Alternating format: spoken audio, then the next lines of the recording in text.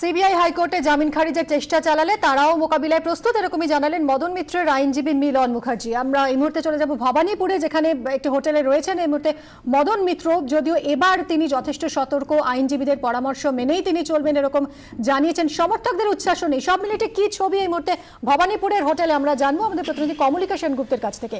কমলিকা,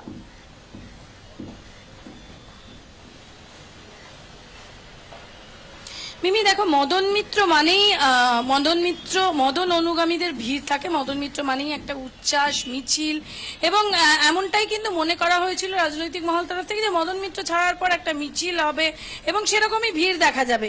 কিন্তু একবার চেহারাটা দেখিয়ে নিয়ে আমরা যেখানে দাঁড়িয়ে রয়েছি, আমাদের ঠিক পেছনে মদন মিত্রর যে বাড়িটি দেখা যাচ্ছে সেখানে মদন মিত্র রয়েছেন, কিন্তু এইখানে কিন্তু সেই ছবিটা দেখা যাচ্ছে না। কারণ 22 মাস আগের মদন মিত্র এবং 22 মাস পরের মদন মিত্রের মধ্যে কিন্তু অনেক তফাৎ আছে, অনেকটা সতর্ক এবং সাবধানী মদন মিত্র। এবং এই যে রাস্তার এই দিকে আমরা তাকিয়ে আছি, একবার যদি আমরা দেখাতে পারি যে রাস্তার ওই দিকে, অর্থাৎ যেখানে উনি রয়েছেন সেখানে কিন্তু শুধুমাত্র এই যে বাড়িটিতে উনি রয়েছেন সেখানে কিন্তু শুধুমাত্র সংবাদ মাধ্যমের ভিড় রয়েছে। এবং আমি একবার ছবিটা দেখাতে বলবো আমার সহকর্মীকে, যে গোটাটাই কিন্তু সংবাদ মাধ্যমের ভিড়। এখানে কিন্তু সেরকম ভাবে মদন অনুগামীদের দেখা যাচ্ছে না।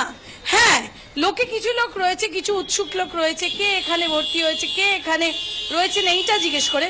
কিন্তু মদন মিত্রের অনুগামীর যে ভিড় সাধারণত চোখে পড়ে, যে উচ্ছ্বাস আমরা গতকাল কামারহাটিতে দেখেছিলাম, ভবানীপুরে উচ্ছ্বাস দেখেছিলাম, কিন্তু অনেক কন্ট্রোলড ওয়েতে দেখেছিলাম। আজকের ছবিটা এখানেও কিন্তু তাই। এবং এটার কারণ, এর পেছনে একটা ব্যাখ্যা রয়েছে এবং মদন মিত্র তার ঘনিষ্ঠদেরও জানিয়েছেন যে তার এই ছাড়া নিয়ে, তার এই বেরিয়ে আসাটা নিয়ে কোনো রকম উৎসাহ, উত্তেজনা এবং মিছিল যেন আপাতত না হয়।